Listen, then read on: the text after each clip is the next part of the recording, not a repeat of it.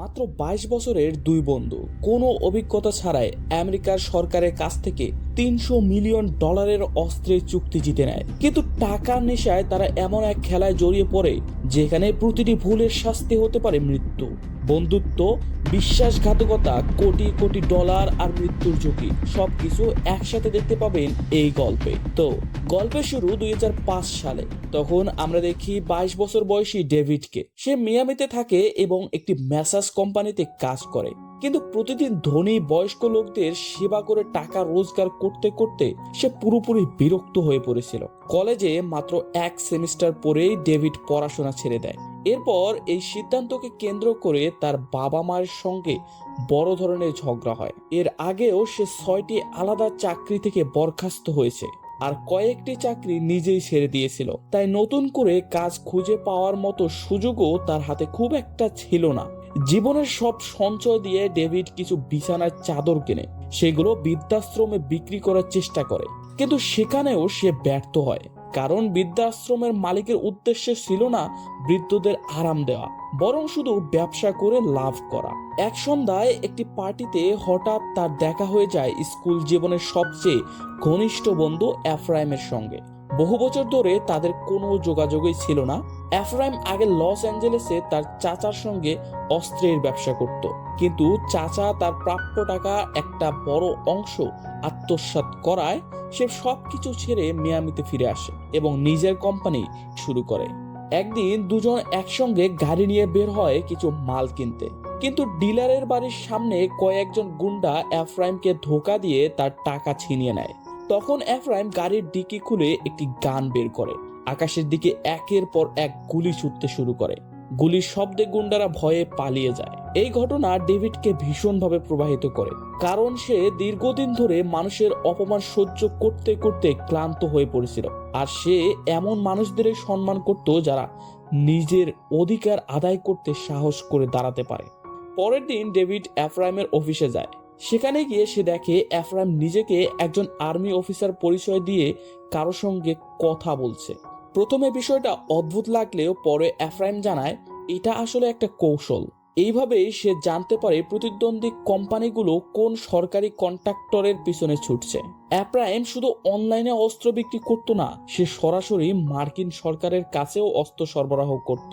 সে ডেভিডকে বোঝায় আসল টাকা লুকিয়ে আছে সরকারি চুক্তিগুলোতেই। সরকারি ওয়েবসাইট খুলে সে ডেভিডকে বলে, আমি বড় বড় কন্ট্রাক্টরের পিছনে দৌড়াই না, এগুলো বিশাল কোম্পানিগুলো নিয়ে যায়, আমি ছোট ছোট ডিল বেছে নেই। আর মজার ব্যাপার হলো এই ছোট ডিলগুলোর মূল্যও কোটি কোটি টাকা, আর লাভও হয় অনেক বেশি।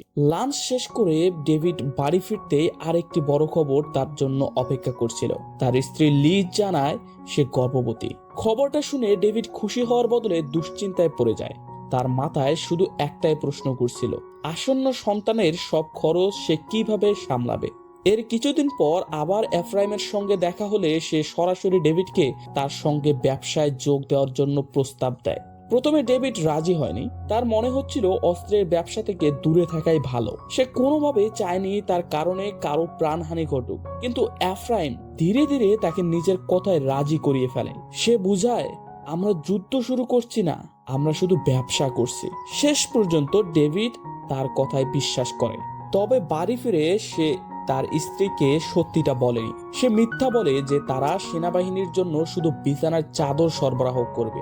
এই কথা শুনে লিজও নিশ্চিত হয়ে যায় এবং ডেভিডের নতুন কাজকে সমর্থন করতে শুরু করে।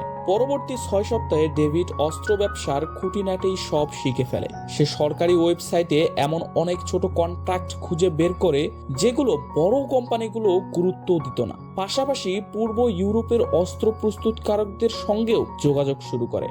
এই ধরনের অস্ত্র ব্যবসায়ীদের বলা হয় ওয়ার ডগস, যারা যুদ্ধক্ষেত্রে না গিয়েও যুদ্ধকে কেন্দ্র করে কোটি কোটি টাকা আয় করে। এফরাইমের আরো একজন গোপন অংশীদারও ছিল, রালফ। মিয়ামিতে তার 14টি ড্রাই ক্লিনিং শপ ছিল এবং সে একজন পরিচিত ব্যবসায়ী। অস্ত্র কেনার জন্য প্রয়োজনীয় অর্থের যোগান দিত রালফ। বিনিময়ে কোম্পানির 25% মালিকানা ছিল তার। কিন্তু বাস্তবে বিষয়টা এত সহজ ছিল না। এফরাইম আর ডেভিড রালফকে প্রকৃত লাভের পুরো হিসাব কখনোই দেখাতো না, ফলে সে নিজের প্রাপ্যের তুলনায় অনেক কম টাকা পেত। রালফ ছিলেন একজন কট্টর ইহুদি। তার বিশ্বাস ছিল এফরাইমও কখনোই ইসরায়েলের শত্রুদের কাছে অস্ত্র বিক্রি করবে না, কিন্তু বাস্তবতা ছিল সম্পূর্ণ উল্টো। এফরাইমের কাছে ক্রেতার পরিচয় গুরুত্বপূর্ণ ছিল না, যার হাতে টাকা অস্ত্র তার কাছেই বিক্রি হতো। দিন যত এগোতে লাগলো, ডেভিডও এই ব্যবসায় ততটাই দক্ষ হয়ে উঠতে লাগলো। এমনকি সে হেনরি নামের এক কিংবদন্তি অস্ত্র সরবরাহকারীর সঙ্গেও যোগাযোগ করে, যাকে গত 20 বছর ধরে এই ব্যবসার অন্যতম সেরা সাপ্লায়ার হিসেবে ধরা হয়। এক রাতে বারে বসে একটু বেশি মদ খেয়ে ফেলেছিল এফরাইম। নেশার ঘরে সে ভুল করে এক মেয়ের সঙ্গে ফ্লার্ট করতে যায়, কিন্তু দুর্ভাগ্যবশত মেয়েটির প্রেমিক ঘটনা দেখে ফেলেছিল। এরপর কোনো কথা না বাড়িয়ে সে সোজা এফরাইমের মুখে একটা জোরালো ঘুষি বসিয়ে দেয়। ঘটনাটা সেখানেই শেষ করে দুজনে একটি রেস্টুরেন্টে বসে খাওয়া শুরু করে। ঠিক তখনই তাদের কাছে একটা ফোন আসে। খবরটা ছিল তারা বেরেটা পিস্তল সরবরাহের বিশাল সরকারি কন্ট্রাক্ট পেয়ে গেছে। এই চুক্তি অনুযায়ী তাদের হাজার হাজার বেরেটা পিস্তল ইরাকের বাগদাদে থাকা ইরাকি পুলিশের কাছে পৌঁছে দিতে হবে। কয়েকদিন পর ডেভিড আর লিজ ডাক্তারের কাছে যায়। সেখানে প্রথমবার আল্ট্রাসাউন্ডে তারা তাদের অনাগত সন্তানকে দেখতে পায়। কিছুক্ষণ পর ডাক্তার জানান তাদের ঘরে একটি কন্যা সন্তান আসতে চলেছে। খবরটা শুনে ডেভিডের আনন্দের সীমা ছিল না, কিন্তু সেই আনন্দ বেশিক্ষণ স্থায়ী হলো না। হঠাৎ ক্যাপ্টেন ফিলিপ স্যান্টোসের ফোন আসে। নতুন একটি আন্তর্জাতিক আইনের কারণে ইতালি থেকে ইরাকে সব ধরনের অস্ত্র রপ্তানি নিষিদ্ধ করা হয়ে গেছে। অর্থাৎ তাদের বেরেটা পিস্তলের চালান এখন আর ইরাকে পাঠানো সম্ভব নয়। ডেভিড পুরো বিষয়টা বুঝতে না পারলেও জানতো এই কন্ট্রাক্ট হারানো মানে বিশাল ক্ষতি। তাই সে মিথ্যা আশ্বাস দিয়ে ক্যাপ্টেন স্যান্টোসকে বলল, সবকিছু নিয়ন্ত্রণে আছে স্যার, চিন্তার কোনো কারণ নেই। সৌভাগ্যবশত এফরাইম দ্রুত একটা বিকল্প পরিকল্পনা বের করে ফেললো। সে বলে, আমরা আগে অস্ত্রগুলো ইতালি থেকে জর্ডানে পাঠাবো, জর্ডানের সঙ্গে কোনো সমস্যা নেই, তারপর সেখান থেকে সহজেই ইরাকে পাঠিয়ে দেব। সেই রাতেই ডেভিড আর লিজ তাদের বাড়িতে ছোট্ট একটি ডিনার পার্টির আয়োজন করে। সেখানে লিজের কয়েকজন বন্ধু ডেভিডকে এফরাইমের সম্পর্কে এমন কিছু কথা জানায় যা শুনে সে অবাক হয়ে যায়। তারা বলে এফরাইমের চাচা তার টাকা চুরি করেনি, বরং এফরাইমই নাকি নিজের চাচার টাকা আত্মসাৎ করে পালিয়ে এসেছিল। এই আলোচনা চলার মধ্যেই হঠাৎ কোনো খবর না দিয়েই এফরাইম বাড়িতে চলে আসে। বাড়িতে পার্টি দেখে সে বেশ কষ্ট পায়, কারণ তাকে কেউ আমন্ত্রণই জানায়নি। বেচারা। তখন ডেভিড তাকে আলাদা করে নিয়ে গিয়ে বুঝিয়ে বলল, এটা আমার পার্টি নয়, লিজের। তার বন্ধুরা এসেছে, আমি কাউকে ডাকিনি। কিন্তু এফরাইমের মাথায় তখন আরো বড় চিন্তা।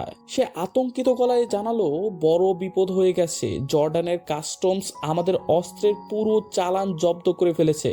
অন্যদিকে ক্যাপ্টেন স্যান্টোসও বিষয়টা জেনে গিয়েছিল। তিনি ফোন করে রাগান্বিত কণ্ঠে বলে, সময় মতো ডেলিভারি না হলে তোমাদের সরকারি ব্ল্যাকলিস্টে ফেলে দেওয়া হবে। এরপর আর কোনো সরকারি কাজ কখনোই পাবে না। এখন ডেভিড আর এফরাইমের সামনে যেন এক বিশাল বিপদ এসে দাঁড়ালো।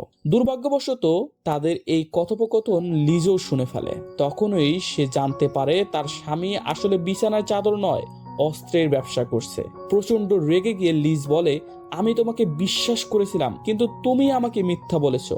ডেভিডের কাছে তাকে বোঝানোর মতো সময়ও ছিল না, কারণ পরিস্থিতি সামলাতে তাকে আর এফরাইমকে সঙ্গে সঙ্গে জর্ডানের উদ্দেশ্যে রওনা দিতে হয়। জর্ডানে পৌঁছে তারা আশা করেছিল মার্কিন দূতাবাস থেকে সাহায্য পাবে, কিন্তু সেখানে গিয়েও তারা সম্পূর্ণ হতাশ হয়, কারণ সরকারি নিয়ম অনুযায়ী যে বিমানে অস্ত্রগুলো এসেছিল তার অনুমতির মেয়াদ ইতিমধ্যেই শেষ হয়ে গিয়েছিল।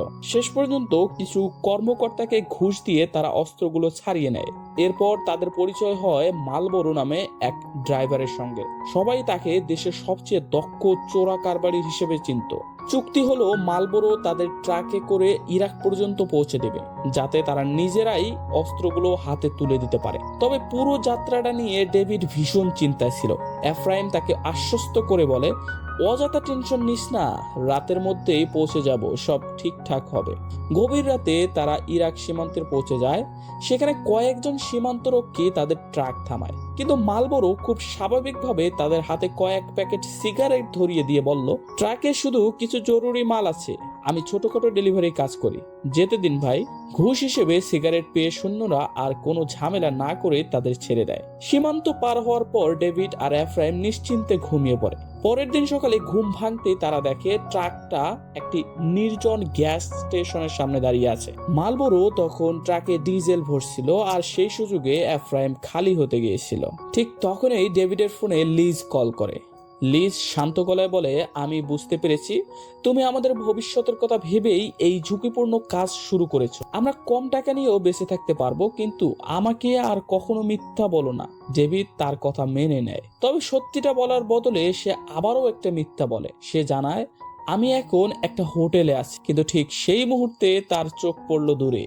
একদল ভারী অস্ত্রে সজ্জিত বিদ্রোহী দ্রুত তাদের দিকেই এগিয়ে আসছে। ডেভিড আর এক সেকেন্ডও নষ্ট করলো না। সে চিৎকার করে এফরাইমকে বলল, দ্রুত ট্রাকে ওঠ, এখনই এখান থেকে বের হতে হবে। এফরাইম লাফ দিয়ে ট্রাকে উঠে পড়লো। ট্রাক স্টার্টও হলো, কিন্তু সমস্যা একটাই, ডিজেল প্রায় শেষ। তার উপর মালবোরোর জন্য অপেক্ষা করার মতো সময়ও তাদের হাতে ছিল না। তারা চিৎকার করে বলে, মালবোরো, দৌড়ে চলে আসো। প্রাণপণে দৌড়াতে দৌড়াতে মালবোরো ট্রাকের দিকে ছুটে আসতে শুরু করে। অবশেষে মালবোরো দৌড়ে এসে ট্রাকে উঠে পড়ে এবং দ্রুত আবার ডিজেল ভরে দেয়। কিন্তু ঠিক সেই মুহূর্তে অস্ত্রধারী বিদ্রোহীরা তাদের লক্ষ্য করে এলো পাতারে গুলি চালাতে শুরু করে। কয়েক সেকেন্ডের জন্য ডেভিড, এফরাইম আর মালবোরো মনে হয়েছিল এবার হয়তো আর বাঁচার কোনো উপায় নেই। ঠিক তখনই যেন অলৌকিকভাবে ঘটনাস্থলে পৌঁছে যায় মার্কিন সেনাবাহিনী। তাদের উপস্থিতি দেখে বিদ্রোহীরা পিছু হটে, আর তিনজনের মৃত্যুর মুখ থেকে অল্পের জন্য বেঁচে ফিরে আসে। এরপর আর কোনো বড় বাধা ছাড়াই তারা নিরাপদে মিলিটারি বেসে পৌঁছে যায়। ক্যাপ্টেন স্যান্টোস তাদের দেখে সত্যিই অবাক হয়ে যান, কারণ এই রাস্তায় জীবিত অবস্থায় পৌঁছানো মানেই ছিল মৃত্যুকে হারিয়ে ফিরে আসা। কিছুক্ষণ পর অস্ত্রের চালান বুঝিয়ে দেওয়া হয়। স্মৃতির জন্য কয়েকটি ছবি তোলার পর তাদের পুরো পেমেন্টও দিয়ে দেওয়া হয়। এরপর সেনাবাহিনীর নিরাপত্তায় তাদের বিমানবন্দর পর্যন্ত পৌঁছে দেওয়া হয়, যাতে তারা নিরাপদে বাগদাদ ছেড়ে যেতে পারে। এই একটি ডিল শুধু তাদের কোটি কোটি টাকা এনে দেয়নি, বরং পুরো অস্ত্র ব্যবসায় তাদের কোম্পানিরও নামও ছড়িয়ে পড়ে। এরপর থেকে একের পর এক নতুন কন্ট্রাক্ট আসতে শুরু করে। প্রতি মাসেই তাদের আয় বেড়েই যেতে লাগে। টাকার জোরে তারা একই মডেলে দুটি বিলাসবহুল গাড়ি কিনলো, একই বিল্ডিং এ পাশাপাশি দুটি দামি অ্যাপার্টমেন্টও নিয়ে ফেললো। একদিন ডেভিড সেই পুরনো বিছানার চাদরগুলো বের করলো, যেগুলো একসময় ওল্ড এজ হোমে বিক্রি করতে চেয়েছিল। এরপর দুজনে মিলে সেগুলোতে আগুন লাগিয়ে দেয়। এটাই ছিল তাদের পুরনো ব্যর্থ জীবনকে বিদায় জানানোর প্রতীক। অন্যদিকে রাল্ফ যখন নিজের লাভের পরিমাণ দেখলো, তখন সে এতটাই খুশি হয়ে গেল যে কোম্পানিতে আরো বড় অঙ্কের বিনিয়োগ করে দিল। ফলে ব্যবসা আরো দ্রুত বড় হতে লাগলো। তারা নতুন নতুন কর্মচারীর নিয়োগ দিল, যাদের কাজ ছিল আরো বেশি সরকারি কন্ট্রাক্ট খুঁজে বের করা। এদিকে কাজ ভাগ হয়ে যাওয়ায় ডেভিডও তার ছোট্ট মেয়ের সঙ্গে আগের চেয়ে অনেক বেশি সময় কাটানোর সুযোগ পেতে লাগলো। কিন্তু যতই ব্যবসা বাড়ছিল, ততই এফরামের স্বভাব বদলাতে শুরু করছিল। ক্ষমতা আর টাকার নেশা ধীরে ধীরে তার চিন্তা ভাবনা আর আচরণের উপর খারাপ প্রভাব ফেলতে থাকে। এক রাতে ডেভিড সরকারি ওয়েবসাইটে চোখ বোলাতে গিয়ে এমন একটি কন্ট্রাক্ট দেখতে পেল যা পরে আফগান ডিল নামে পরিচিত ছিল। এটা ছিল অবিশ্বাস্য রকমের বড় একটি অর্ডার। প্রায় 10 কোটি AK-47 এর গুলি, 20 লাখ রাইফেল এবং আরো অসংখ্য সামরিক সরঞ্জামের সরবরাহ করতে হবে। এমন বিশাল সুযোগ জীবনে একবারই আসে। সেই কারণেই তারা নেভাডায় যাওয়ার সিদ্ধান্ত নেয়। সেখানে বিশ্বের অন্যতম বড় অস্ত্র প্রদর্শনী বসে, যেখানে বিভিন্ন নির্মাতা তাদের আধুনিক অস্ত্র ও প্রযুক্তির প্রদর্শন করতে থাকে। কিন্তু সেখানে গিয়ে তারা একটা কঠিন বাস্তবতা বুঝতে পারে। হিসাব করে দেখা গেল, এত বড় অর্ডার পেলেও তাদের ছোট কোম্পানির পক্ষে এত বিপুল পরিমাণ অস্ত্র সংগ্রহ করা সম্ভব নয়। বিশ্বের এত নির্মাতার মধ্যে একসঙ্গে চুক্তি করা তাদের সাধ্যের বাইরে। সব আশা যেন এক মুহূর্তে শেষ হয়ে গেল। হতাশ হয়ে ডেভিড একটি ক্যাসিনোতে গিয়ে তাস খেলতে শুরু করে, যাতে অন্তত মনটা একটু হালকা হয়। ঠিক তখনই সেখানে হাজির হয় হেনরি জেরার্ড, অস্ত্র ব্যবসার এমন এক কিংবদন্তি যাকে পুরো ইন্ডাস্ট্রির সম্রাট বলা হয়। ডেভিড সঙ্গে সঙ্গে এফরাইমকে ডেকে আনে। এরপর তিনজন একটি রেস্টুরেন্টে বসে ডিনারের টেবিলে সেই বিশাল ডিল নিয়ে আলোচনা শুরু করে। হেনরি আত্মবিশ্বাসের সঙ্গে বলে, এই পুরো অর্ডার আমি পূরণ করতে পারবো, কারণ আলবেনিয়ায় আমার খুব শক্তিশালী যোগাযোগ আছে। সে আরো জানায়, বহু বছর ধরে আলবেনিয়া পশ্চিম দেশগুলোর বিরুদ্ধে যুদ্ধের প্রস্তুতি নিয়েছিল, কিন্তু সেই যুদ্ধ কখনোই শুরু হয়নি। ফলে তাদের গুদামে লক্ষ লক্ষ অস্ত্র আর কোটি কোটি গুলি বছরের পর বছর অব্যাহত অবস্থায় অবস্থায় পড়ে আছে। এখন সরকার সেগুলো বিক্রি করে গোদাম খালি করতে চায়। হেনরি বলে, আমি খুব কম দামে সব ব্যবস্থা করে দিতে পারবো, কারণ এগুলো না বিক্রি হলে শেষ পর্যন্ত স্ক্র্যাপ হিসেবেই নষ্ট হয়ে যাবে। এত বড় সুযোগ পেয়ে এফরাইম উত্তেজিত হয়ে পড়লেও তার মনে একটা প্রশ্ন জাগলো, আপনি নিজেই এই ডিল করছেন না কেন? হেনরি শান্তভাবে উত্তর দেয়, আমার উপর মার্কিন সরকারের অনেক নিষেধাজ্ঞা আছে। তারা মনে করে আমি নাকি সন্ত্রাসীদের সঙ্গে জড়িয়ে আছি। এই কথা শুনে ডেভিড বেশ অস্বস্তিতে পড়ে যায়। সে এমন একজনের সঙ্গে ব্যবসা করতে চাইছিল না যার বিরুদ্ধে এত গুরুতর অভিযোগ রয়েছে। কিন্তু এফরাইমের চোখে তখন শুধু কোটি কোটি ডলারের হিসাব। সে ডেভিডকে বোঝাতে লাগলো, শুধু সন্দেহের ভিত্তিতে কাউকে অপরাধী বলা যায় না, সরকারের ধারণা ভুলও হতে পারে। শেষ পর্যন্ত এফরাইমের কথায় রাজি হয়ে যায়। ডেভিডও এই ঝুঁকিপূর্ণ ডিলের সম্মতি দেয়। কিছুদিন পর তারা আলবেনিয়ায় উড়ে যায় অস্ত্রের মজুদ নিজের চোখে যাচাই করার জন্য। সেখানে তাদের সহায়তার জন্য বকিম নামে একজন ড্রাইভার নিয়োগ করা হয়। গোদামে পৌঁছে তারা গুলিগুলোর মান পরীক্ষা করতে শুরু করে। বহু বছর পুরনো হওয়া সত্ত্বেও পরীক্ষায় দেখা গেল সেগুলো এখনো পুরোপুরি কার্যকর। এতেই তারা নিশ্চিত হয়ে যায় যে এই ডিল থেকে বিশাল লাভ করা সম্ভব। মায়ামিতে ফিরে তারা সরকারি ওয়েবসাইটে আনুষ্ঠানিকভাবে দারপত্র জমা দেয়। এর ফল আসতে প্রায় 5 মাস সময় লাগে। অবশেষে সেই প্রতীক্ষার অবসান হয়। সৌভাগ্যবশত এত বড় কন্ট্রাক্ট তাদের কোম্পানি জিতে নেয়। তবে এই বিশাল কাজ শুরু করার আগে সরকার তাদের পুরো কোম্পানির আর্থিক হিসাব, কাগজপত্র আর ব্যবসার ইতিহাস খুঁটিয়ে যাচাই করতে শুরু করে। সমস্যা হলো, এতদিন তারা এসব কাগজপত্র ঠিকমতো কখনোই তৈরি করেনি। তাই ডেভিড আর এফরাইম বাধ্য হয়ে নকল নথি, ভুয়া হিসাব নিকাশ আর সাজানো কাগজপত্র তৈরি করতে শুরু করলো, যাতে সরকারি তদন্তে সবকিছু বৈধ বলে মনে হয়। 2 সপ্তাহ পর তারা রক আইল্যান্ডের উদ্দেশ্যে রওনা দিল। এরপর তারা রক আইল্যান্ডে পৌঁছায়, যেখানে মার্কিন সেনাবাহিনীর সেই কর্মকর্তাদের সঙ্গে দেখা করার কথা যাদের তত্ত্বাবধানে আর্মির সব ধরনের সরঞ্জাম কেনা হয়। কিন্তু এত বড় ডিলারের চাপ আর ভয় তাদের এতটাই গ্রাস করেছিল যে বিল্ডিং এ ঢোকার আগে নিজেদের শান্ত রাখতে তারা গাঁজা সেবন করে। ভাগ্য ভালো, মিটিংটা দারুণ হয়। তারা যে জাল কাগজপত্র তৈরি করেছিল সেগুলো কোনো সন্দেহ ছাড়াই অনুমোদন পেয়ে যায়। তবে মিটিং শেষে এফরাইমের মুখে হাসির বদলে রাগ ফুটে ওঠে, কারণ সে জানতে পারে সরকার তাদের কোম্পানিকে বেছে নিয়েছে শুধু এই জন্য যে তারা অন্য সবার তুলনায় সবচেয়ে কম দামে প্রস্তাব করেছিল। এফরাইম হিসেব করে বুঝলো, চাইলে তারা আরো $5 কোটি বেশি দাম চাইলেও এই কন্ট্রাক্ট তাদেরই মিলত। অন্যদিকে বাড়ি ফিরে ডেভিড যখন লিজকে জানায় যে তাকে 1 মাসের জন্য আলবেনিয়া যেতে হবে, তখন সে ভেবেছিল লিজ নিশ্চয়ই রেগে যাবে। কিন্তু আশ্চর্যজনকভাবে লিজ শান্তভাবেই জানালো সেও তাদের মেয়েকে নিয়ে কিছুদিনের জন্য নিজের মায়ের বাড়ি চলে যাবে। ডেভিড অবাক হয়ে কারণ জানতে চাইলে লিজ তার সামনে ইরাকে তোলা কিছু ছবি রেখে দেয়। ছবিগুলো দেখেই ডেভিড বুঝে যায় সবকিছু ফাঁস হয়ে গেছে। লিজ ক্ষোভে বলে, তুমি আমাকে আবারও মিথ্যা বলেছো। ডেভিড বারবার ক্ষমা চাইতে লাগলো। সে শপথ করে বলে, এটাই শেষবার, আজকের পর আমি আর কখনো তোমার কাছে কিছু লুকাবো না। কিন্তু লিজ তখন আরো বড় সত্য প্রকাশ করে। সে বলল, আমি রান্নাঘরে সিল্কের নিচে লুকিয়ে রাখা টাকার বান্ডিল খুঁজে পেয়েছি। এবার লিজের ধৈর্যের বাঁধ পুরোপুরি ভেঙে যায়। তার কাছে ডেভিডের মিথ্যার আর কোনো সীমা বাকি ছিল না। শেষ পর্যন্ত সে নিজের মেয়েকে নিয়ে বাড়ি ছেড়ে চলে যায়। আলবেনিয়ায় রওনা হওয়ার আগে এফরাইম ডেভিডকে কোম্পানির জন্য এত ত্যাগ স্বীকার করার কারণে ধন্যবাদ জানায়। উপহার হিসেবে সে ডেভিডকে খাঁটি সোনার তৈরি একটি গ্রেনেড উপহার দেয়। এরপর ডেভিড একটি পার্টনারশিপ চুক্তিপত্র বের করে।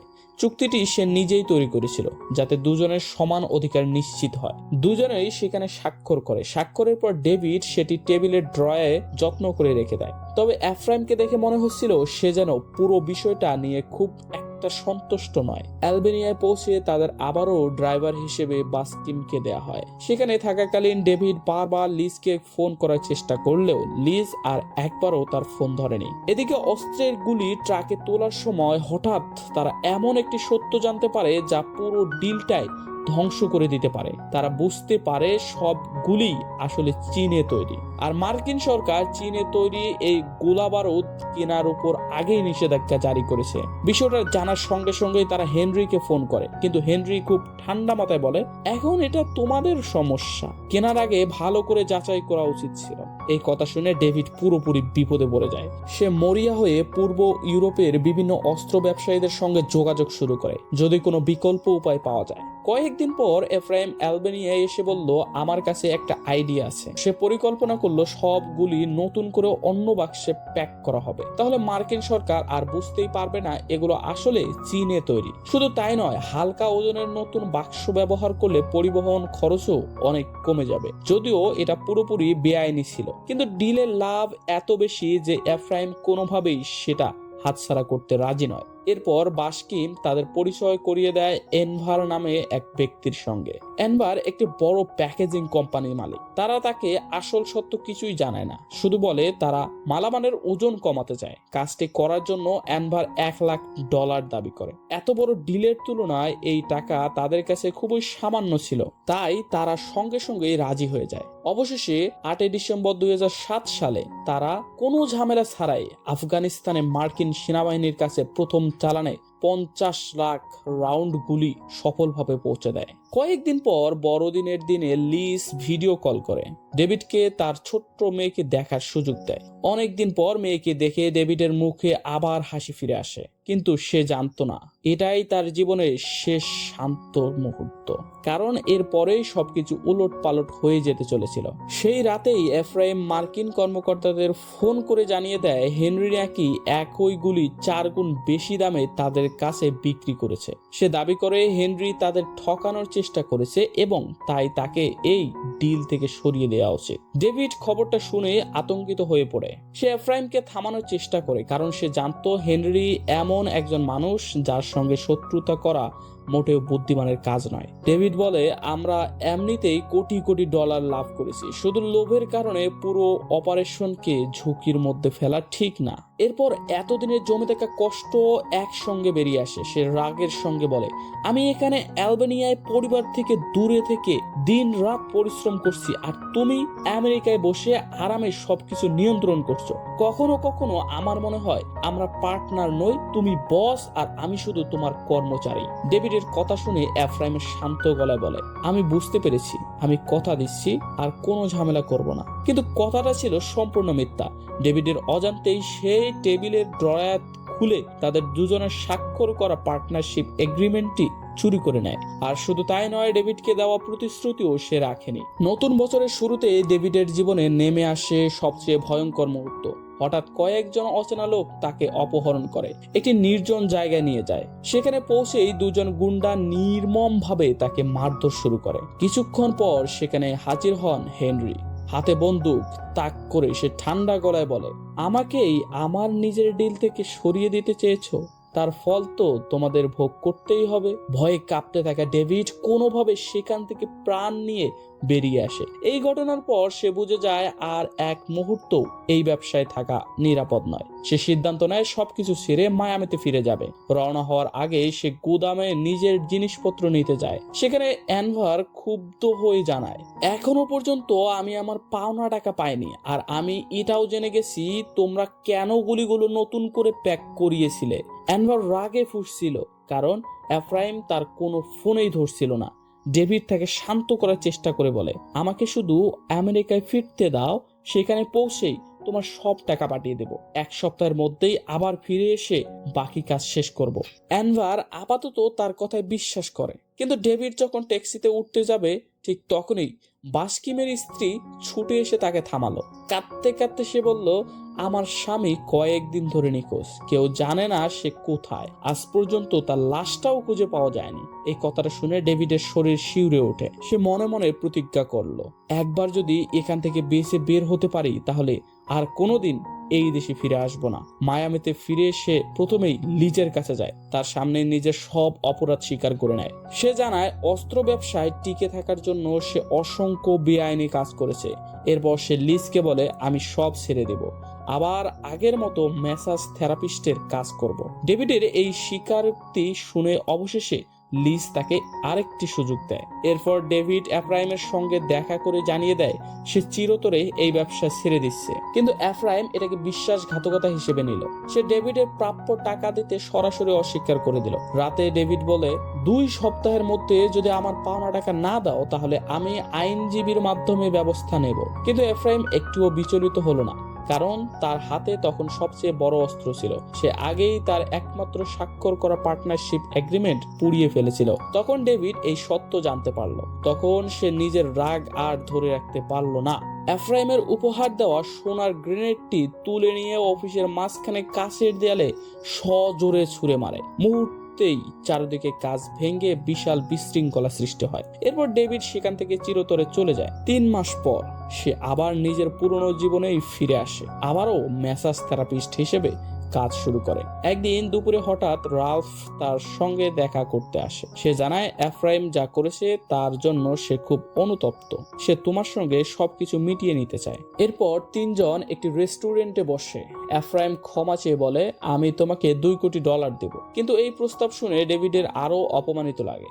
রাগে সে রালফের সামনে সব সত্য ফাঁস করে দেয়। সে জানায় রালফের বিনিয়োগ করা টাকা দিয়ে তারা কিভাবে একের পর এক বেআইনি কাজ করেছে। এমনকি রালফকে তার প্রকৃত লাভের তুলনায় অনেক কম টাকা দেওয়া হয়েছে বলেও জানায়। ডেভিড আত্মবিশ্বাসের সঙ্গে বলে, আমার ল্যাপটপে সব প্রমাণ রয়েছে, চাইলে আমি একাই এফরাইমের পুরো সাম্রাজ্য ধ্বংস করে দিতে পারি। কিন্তু এফরাইম তখনও ভয় পেল না। সে শান্তভাবে বলে, আমার নাম সামনে এলে তোমার নামও আসবে, কারণ কোম্পানির সব নথিতে তোমারও স্বাক্ষর আছে। শেষ পর্যন্ত কোনো সমাধান ছাড়াই সেই বৈঠক শেষ হয়। কিছুক্ষণ পর ডেভিডের ফোনে নিউ ইয়র্ক টাইমস থেকে কলস আসে। তারা চীনা গলিগুলো নতুন করে প্যাক করার পুরো ঘটনা নিয়ে তারা ইন্টারভিউ নিতে চায়।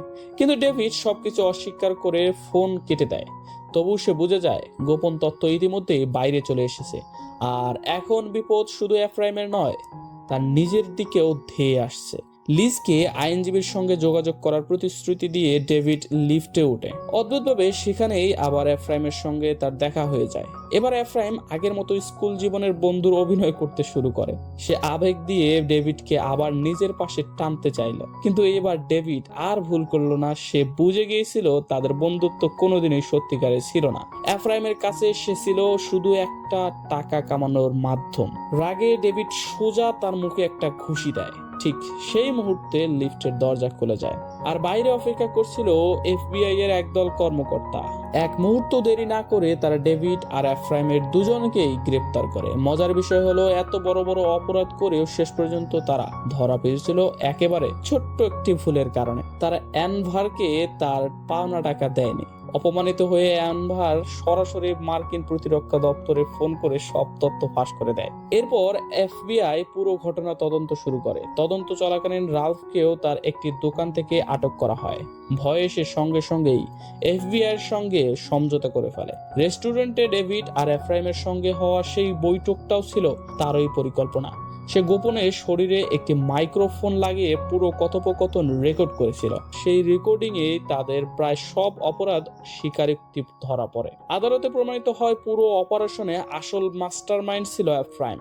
তার বিরুদ্ধে 70টিরও বেশি অপরাধের অভিযোগ আনা হয়। অবশেষে আদালত তাকে 4 বছরের কারাদণ্ড দেয়। অন্যদিকে ডেভিড শুরু থেকেই নিজের সব অপরাধ স্বীকার করে নিয়েছিল এবং তদন্তে সহযোগিতা করেছিল। সেই কারণেই তার শাস্তি তুলনামূলকভাবে অনেক কম হয়। তাকে 7 মাসের হাউস অ্যারেস্ট বা গৃহবন্দী থাকার সাজা দেওয়া হয়। শেষ পর্যন্ত আদালতের রায় অনুযায়ী ডেভিডকে 7 মাস গৃহবন্দী থাকতে হয়। পাশাপাশি জানিয়ে দেওয়া হয় তাদের কোম্পানি 2022 সাল পর্যন্ত আর কোনো সরকারি কন্ট্রাক্ট অংশ নিতে পারবে না। 7 মাসের সেই কঠিন সময় পার করার পর ডেভিড আবারও নিজের পুরনো পেশায় ফিরে যায়। সে আবার ম্যাসাজ থেরাপিস্ট হিসেবে কাজ শুরু করে, যেন স্বাভাবিক জীবনে ফেরার চেষ্টা করছে। কিন্তু একদিন তার জীবনে আবারও ঘটে এক অপ্রত্যাশিত ঘটনা। তার পরবর্তী ক্লায়েন্ট আর কেউ নয়, হেনরি। হেনরিকে সামনে দেখে ডেভিড স্পষ্টই ভয় পেয়ে যায়। তার মনে হচ্ছিল হয়তো আজই তার শেষ দিন। কিন্তু হেনরি শান্ত গলায় বলে, ভয় পেও না, তোমাকে যদি সত্যি মেরে ফেলতে চাইতাম তাহলে অনেক আগেই সেটা করে ফেলতাম। এরপর সে অ্যালবেনিয়ায় ঘটে যাওয়া পুরো ঘটনার জন্য ডেভিডের কাছে ক্ষমা চায়। হেনরি জানায় সে ভুল তথ্যের উপর ভিত্তি করেই ডেভিডকে সন্দেহ করেছিল। একই সঙ্গে সে ডেভিডের ধন্যবাদও জানায়, কারণ এফবিআই এর দীর্ঘ জিজ্ঞাসাবাদের সময়ও ডেভিড একবারের জন্য হেনরির নাম প্রকাশ করেনি। তবে ডেভিডের মনেও অনেক দিনের জমে থাকা কিছু প্রশ্ন ছিল। সে সরাসরি জিজ্ঞেস করে, ক্যাসিনোতে আমাদের প্রথম দেখা হওয়াটা কি সত্যি কাকতালীয় ছিল? আরেকটা প্রশ্ন করলো, বাস স্কিমের আসলে কি হয়েছিল? হেনরি কোনো প্রশ্নের উত্তর দিল না। বরং সে চুপচাপ একটি ভারী সুটকেস ডেভিডের দিকে এগিয়ে দিল। সুটকেসটি খুলতেই দেখা গেল ভিতরটা ঠাসা টাকায় ভরা। তারপর হেনরি শুধু একটি কথাই বলে, এই টাকাটা তোমার, তবে একটা শর্ত আছে, আজকের পর তুমি আর কখনো কোনো প্রশ্ন করবে না। ডেভিড কিছুক্ষণ নীরবে হেনরির দিকে তাকিয়ে রইল। তার চোখে তখন হাজারো প্রশ্ন, কিন্তু উত্তর একটাও নেই। ঠিক এভাবেই রহস্যের পর্দা অর্ধেক নামিয়ে শেষ হয় ওয়ার ডগ সিনেমার গল্প। শেষ পর্যন্ত অনেক প্রশ্নের উত্তর অজানায় থেকে যায়, আর সেটাই এই সিনেমার সবচেয়ে বড় রহস্য। এই ভিডিওটি যদি আপনার ভালো লেগে থাকে তাহলে অবশ্যই একটি লাইক করবেন, চ্যানেলটি সাবস্ক্রাইব করে পাশে থাকা বেল আইকনটি অন করে রাখবেন। আবারও দেখা হবে নতুন কোনো দুর্দান্ত সিনেমার গল্প নিয়ে। ততক্ষণ পর্যন্ত ভালো থাকুন। আল্লাহ হাফেজ।